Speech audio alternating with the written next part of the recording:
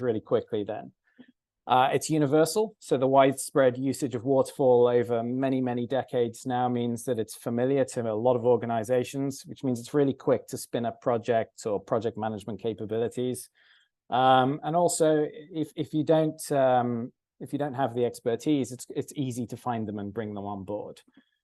And also the simplicity of Waterfall as a concept means it's really coachable to people. So those clearly defined phases and processes mean that there's generally less coordination required, and teams work to their specialisms supporting their project leaders. Another benefit is that Waterfall projects give you an accurate estimate of cost and time. So typically you'll start with a mandate and you'll move forward to a PID and so forth. So as you refine your scope, you refine your estimates, and you give organization control over those different variables. So by managing that way, you've got clear forecasts, you've got control, your plan is very granular, so executing and managing against it is pretty straightforward. And of course, Waterfall projects' real strength is that they're very good at defining their requirements and designs up front. So due to that focus on documentation and planning up front, the rigor makes the work really prescriptive for developers or builders or whoever's doing the work.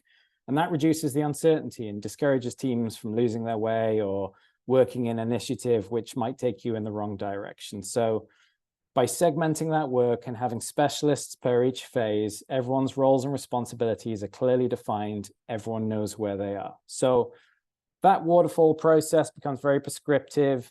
You can use it over and over again. So for example, software projects, as a rule of thumb, you might say, well, most of those, about 30% of the time you need for testing. So it's easily reusable as well. So lots and lots of positives to using a waterfall methodology.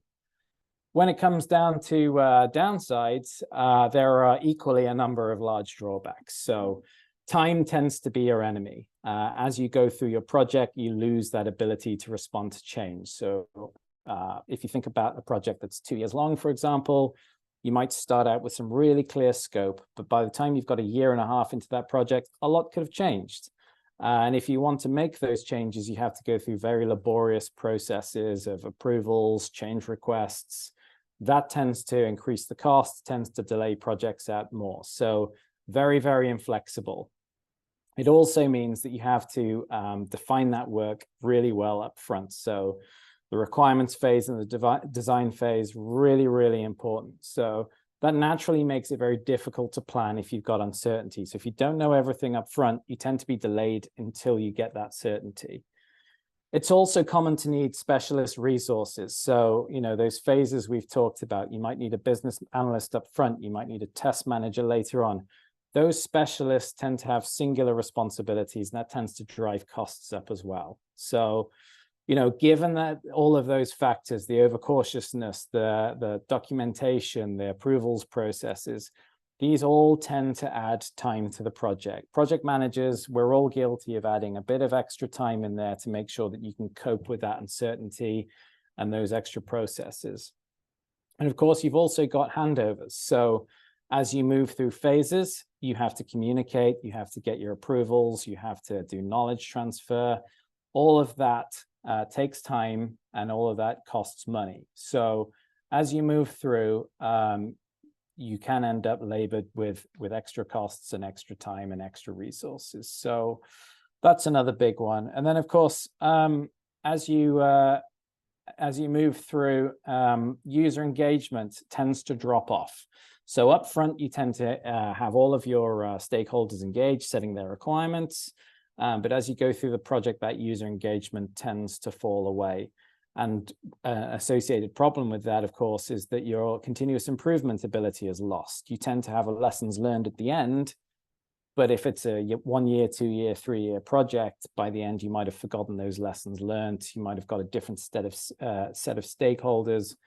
So lots of problems, all driven by time and inflexibility. Okay.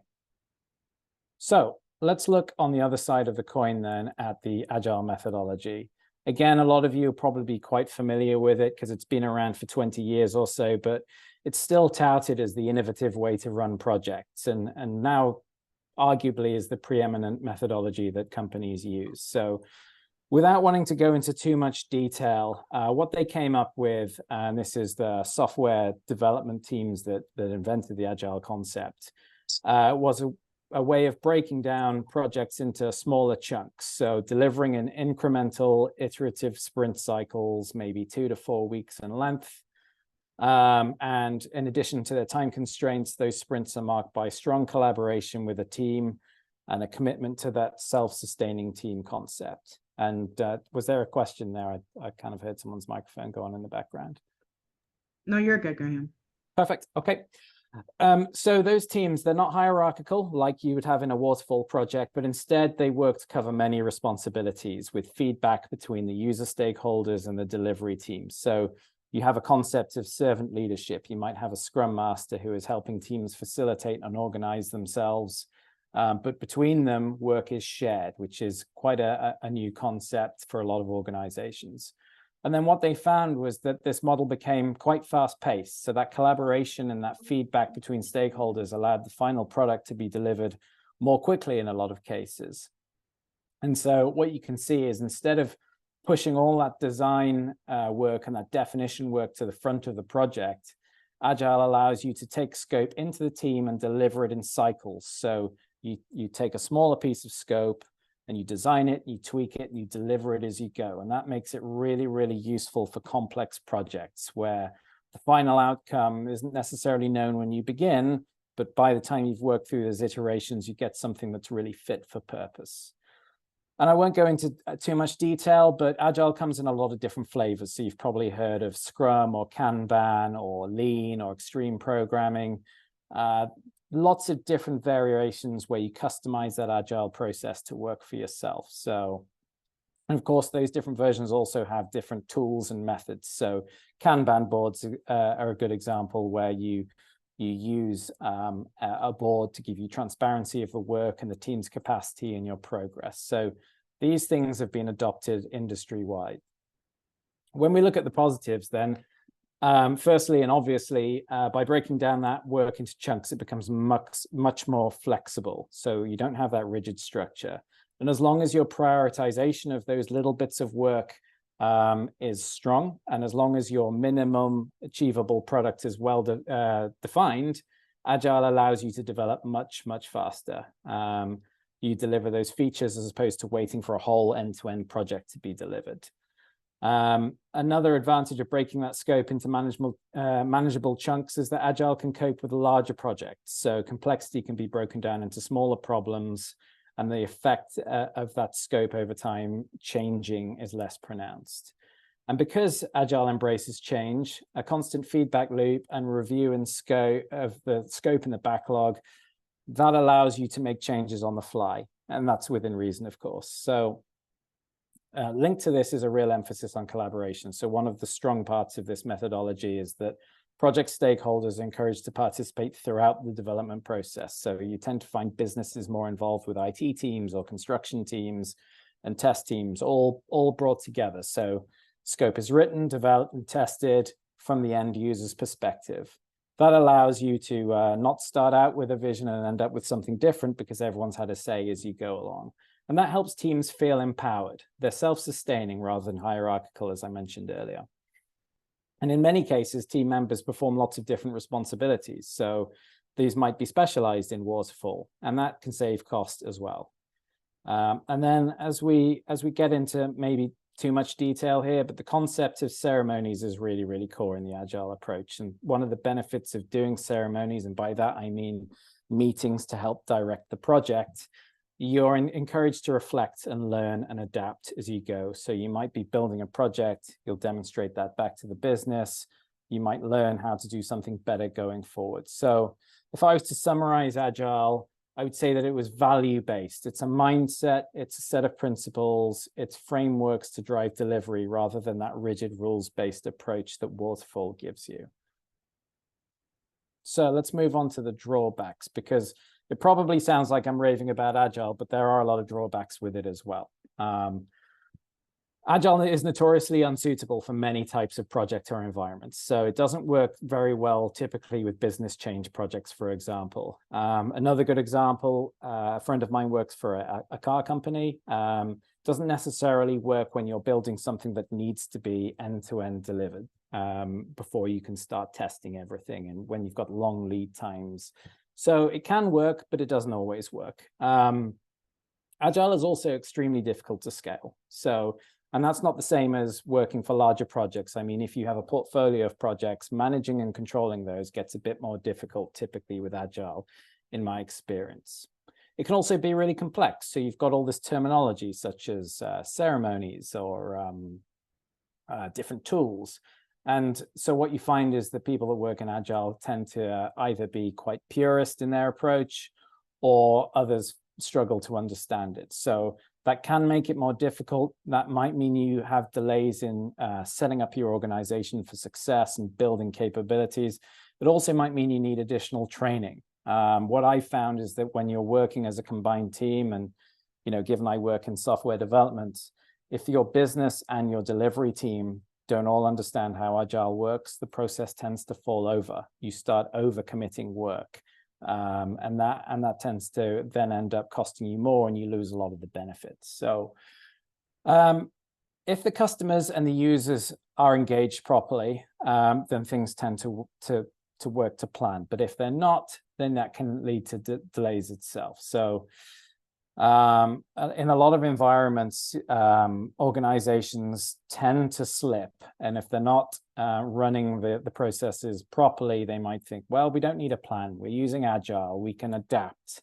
And this is wrong, but it's sadly prevalent. So a lot of teams either lapse on their plans or their documentation. That detail, which doesn't necessarily need to be as rigorous up front, but does still need to be there as you run through the project. So just getting through the last couple. So other things, dependency management, really, really tricky to manage dependencies in Agile projects because you haven't mapped them out as clearly as you might in a waterfall project.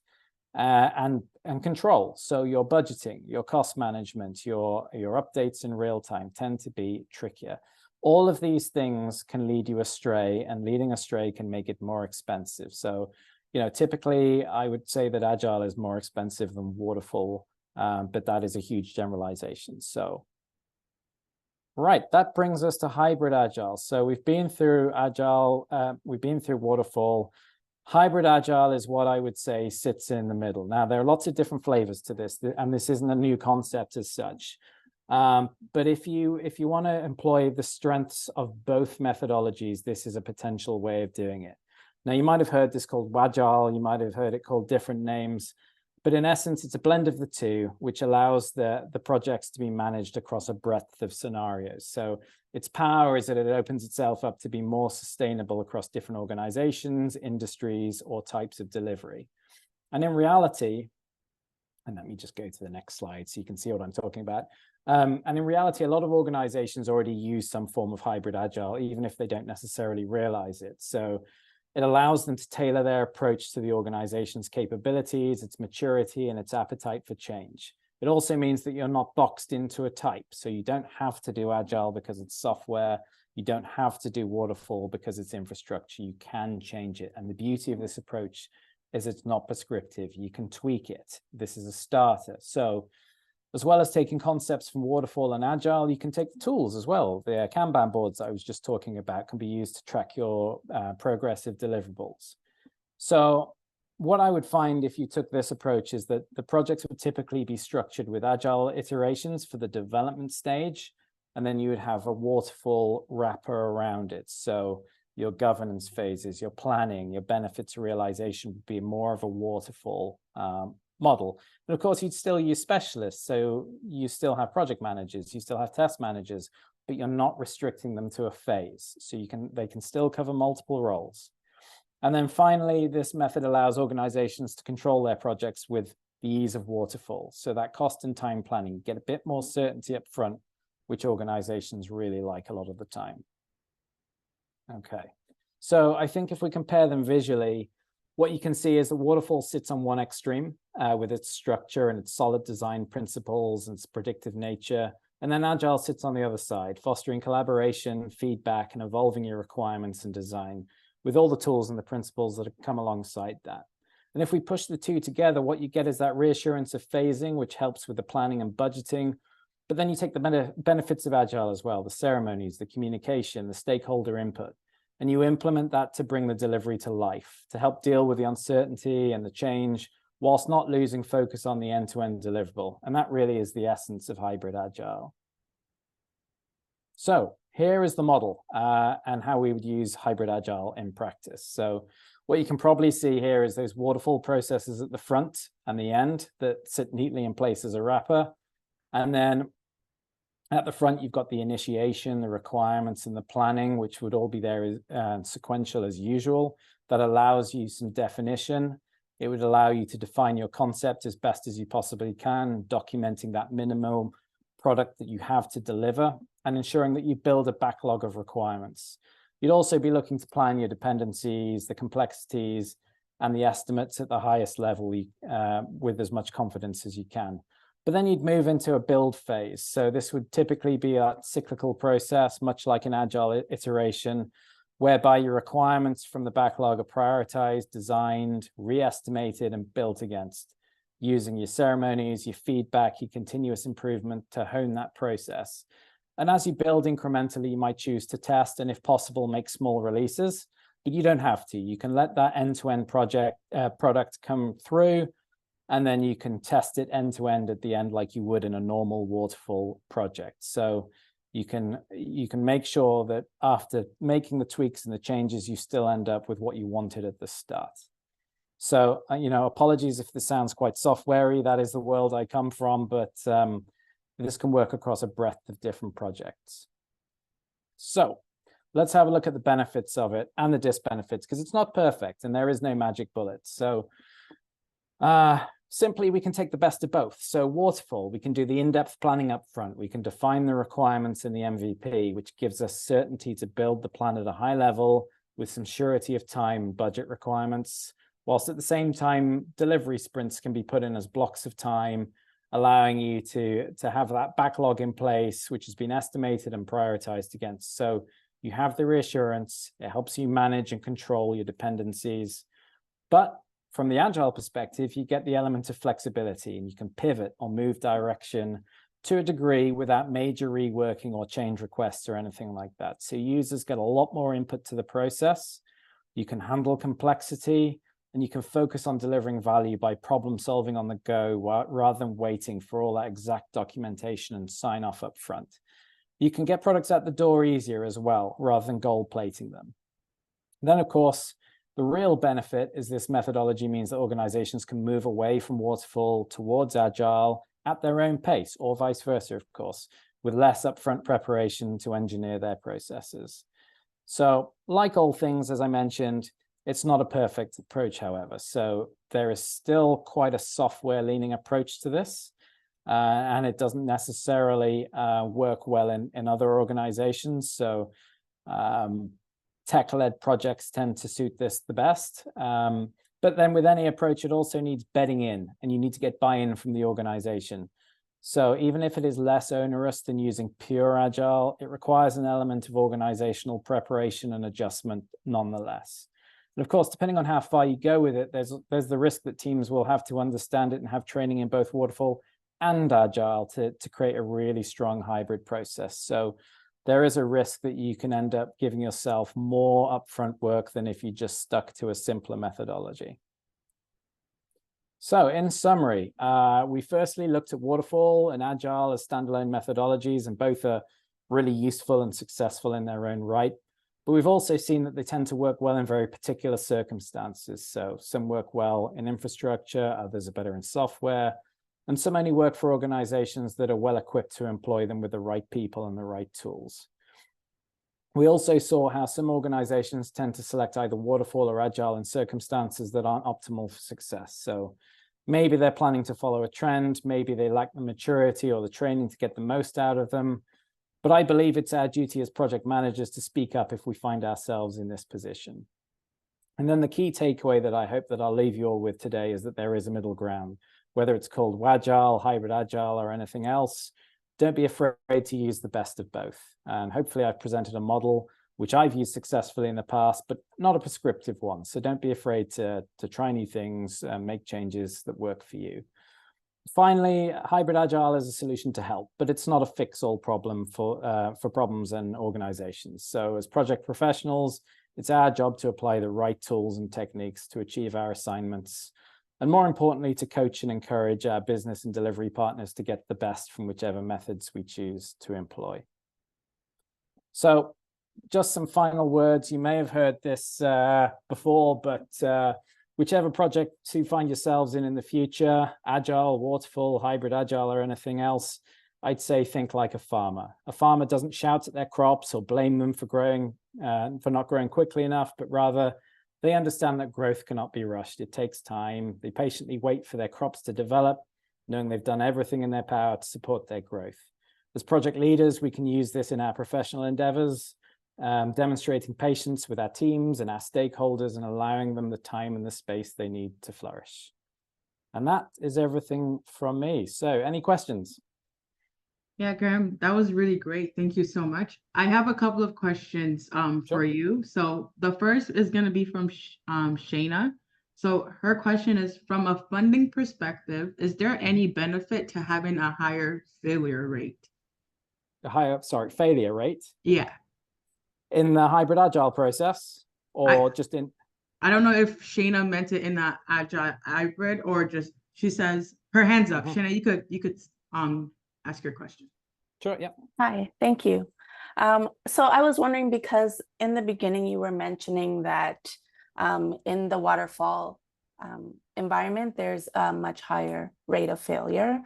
And even though that's well known, organizations still continue to usually go ahead with the waterfall methodology. And I'm wondering if there's a good reason for that. Like if, for instance, if the project fails, do they get more funding and that will help keep staff on? Or I don't know. I'm just wondering why people are continuing to use or advocate for a methodology that is clearly statistically not the best way to go about things.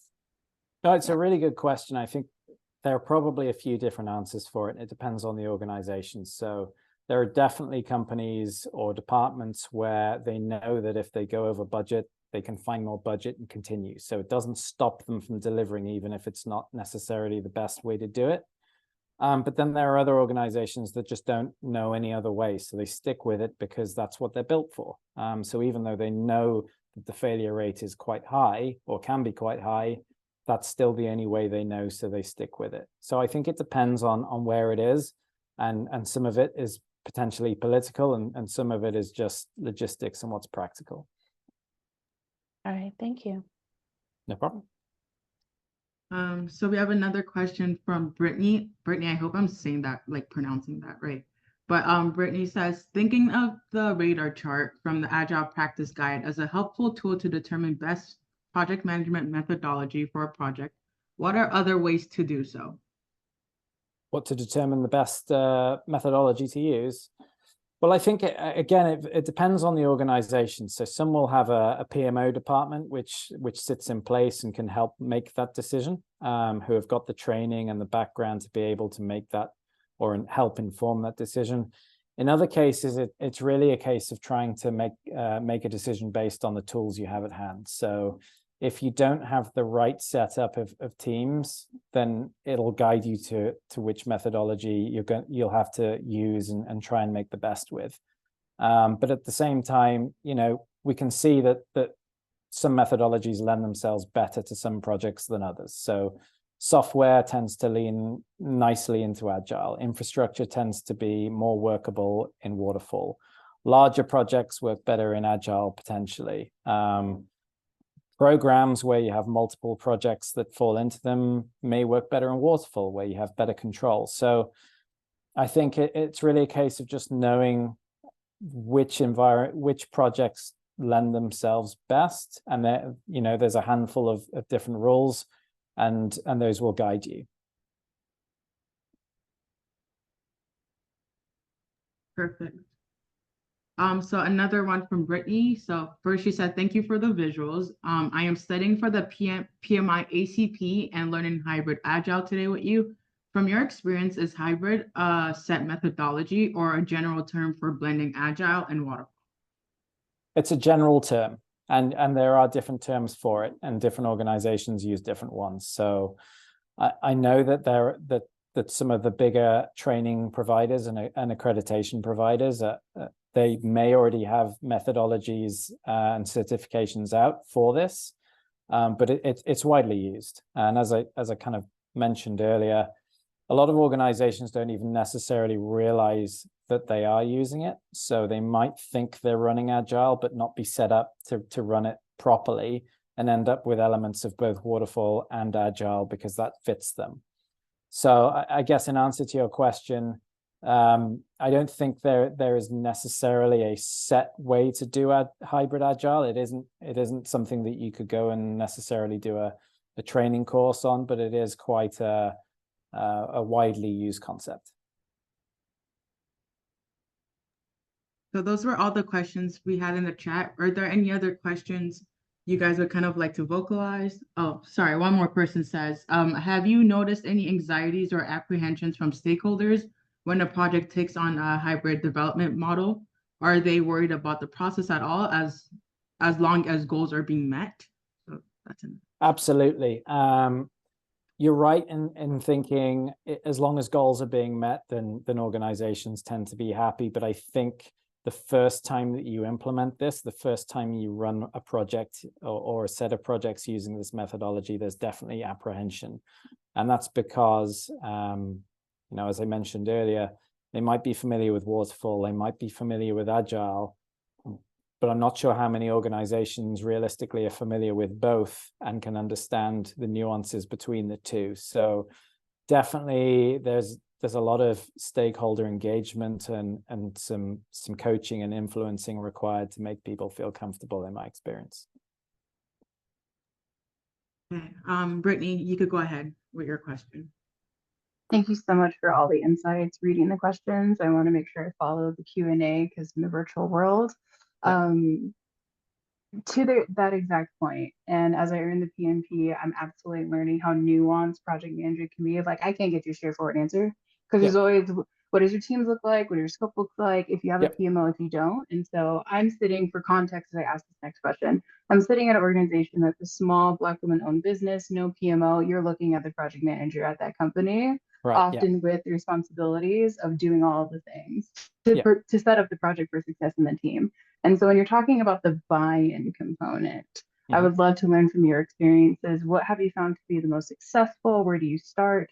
Of course, aligning priorities and values with leadership at your company for sure, but any go-to elements as we can bring the statistics and the data to say, hey, let's try hybrid because it's found to be successful. PMI citing, I think, at 86%. Global annual survey that's saying we're going to move in that direction. So any pieces of information or resources that you have found success in creating that buy-in? I think the most important thing is to focus on the capabilities and the strengths of the organization. So I tend not to lean too heavily on sort of statistics and which ones save more money or which ones tend to lead to quicker delivery, even though those are, as project managers, the things we're thinking of. But it's really about what are we set up for? What can we achieve? Because if you go down a route which isn't informed by those particular practicalities, then you'll just find yourselves coming unstuck. And that tends to be the angle that I would go with. But of course, just at a more general level, communication, coaching, taking them through the basics, for me, tends to provide the reassurance necessary to get that buy-in.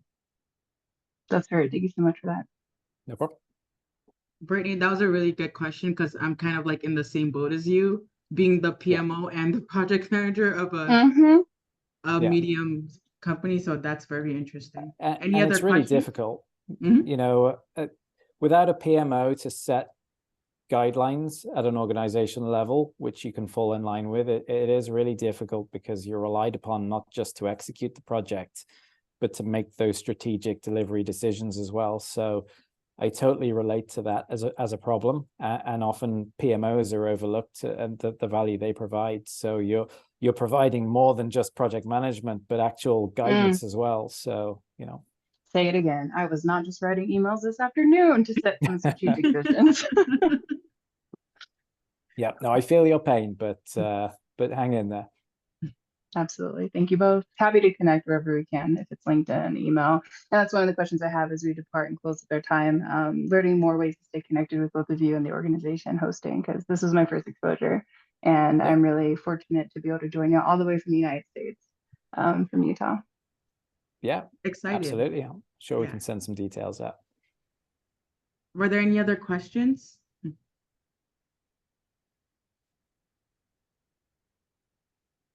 I think we're good. Yes, I put a question in the chat. Ahead. Sorry. Yeah. Oh, sorry, I didn't see it there. Yeah, I put it. Do you want to vocalize it? Okay, no problem. Thank you, Graham, for your presentation. You mentioned the type of project as the factor that can help to choose either method, agile or waterfall. But what about the type of organization? I mean, organization performing the project. You mean what sort of industry they work in, or how they're set up as at a sort of major organizational level? Yes, organization in terms of let's say functional or projectized and so on. So I think hybrid agile and agile itself work best when you have a close relationship organizationally between the business teams and the delivery teams. So whether that's software or construction or whoever's doing the doing as such, if there's a close relationship there and that communication can be fostered and that feedback loop can be developed, then those two methodologies tend to work much better. If the organization isn't set up like that and it's more siloed, then waterfall tends to work better. If no other reason, then you can get the time up front, set the requirements, and go off and build. So they definitely do lend themselves to different types of project methodology. Yeah. Thank you. No problem. Any last minute questions before we kind of wrap up and move on? This is your chance to get a lot of good insights from Graham. Graham, in regards to how they could connect with you, is it okay if they connect with you on LinkedIn? Yeah, absolutely. Yep. Should be easily findable. Okay, perfect. Oh, Actually, I have a question. Sorry. And Luke, I'll pass the microphone to you. I actually Googled your name because I was like, ooh, let me stay in touch. So if the link can be dropped in the chat, that'd be helpful because I actually found your name backwards more than I found your name. It's a common thing, don't you? I get called by my last name more than my first name. Don't tell us put your LinkedIn link directly in the chat, so you guys should be able to see it there as well. Brilliant. Appreciate that. And somebody else had a question that was coming up. Go ahead, Luke. Please feel free. No, I just want to ask if we have the presentation, I mean the slides after this presentation. Yeah, so we're gonna upload this on YouTube. The link and everything will be shared with you via email. Okay, thank you. You're welcome. Anything else? All right, perfect. So we want to talk about upcoming events and so on. Yes, perfect. So do you want me to stop sharing my screen? No, yeah, are you able to see my screen now? Let me stop sharing mine. There we go, I can see yours. Yeah. Okay, so I just wanted to go over quickly our upcoming events at PMBA. So the first is, if you are in Toronto or you find yourself somehow in Toronto in August, we are having our first ever in-person networking mixer. It is going to be at our gallery. So if that's something that interests you, definitely register on Eventbrite. It is free. So if you're looking to network, socialize, and also kind of gain insights like you did with Graham today. This is definitely going to be up your alley. So do definitely join us on August 17th for that.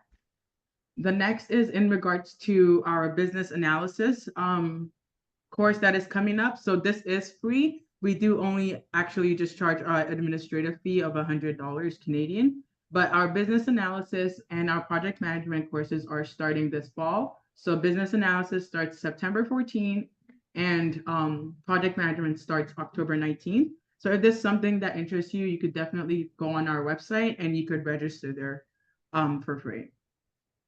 So that's all I had. And I just wanted to say thank you again to Graham. Like, it was a very insightful session, and I actually really needed this. I think Brittany and I agree that we kind of need to tune in and focus on being a PMO and a PM project manager at the same time. So thank you so much. Brilliant. Happy to help. Thanks. Does anyone have any last remarks before we let Graham go for the day? Perfect. All right. Thank you all so much for joining us today. I hope you all have a good morning, evening, night, wherever you're from, and hope to see you guys at one of our other events. Thank you. Fantastic. Thanks all. Bye, everyone. Thanks. Bye.